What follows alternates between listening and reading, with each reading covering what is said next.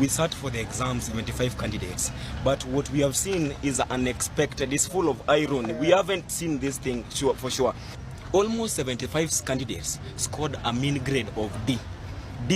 D, and in each and every exam that we have sat for, including internals and external, we haven't seen such a result. We haven't seen. In each and every exam, we must have what we call a curve in an exam, whereby we must have the top rank and the lower rank. You can find those people who have got quality grade and the lesser grade, but in Oruba Boys, it is a shock. This is totally shock. Shock ya mapo kuna neno ya.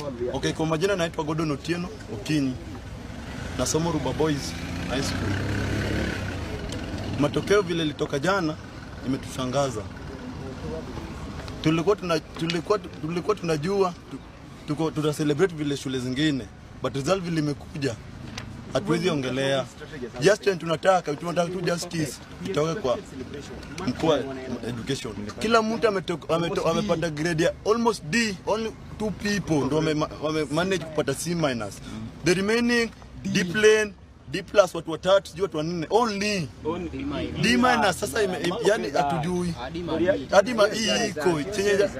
Sasa tunaomba tu tushafanya exam ya Suna West, tunajua pale tunafika. John tumefanya tunajua shule hatuwezi tunajua shule moja tunashinda, lakini afadhali tunaomba tusaidie. Tena naitwa tena nasoma Boys, na shida nimetuleta hapa ni shida ya matokeo vilitolewa jana. Matokeo yalitolewa jana ni kama si yetu, hatujui hiyo results, hatujui kabisa, kwa sababu grading system wametumia sijui ni gani.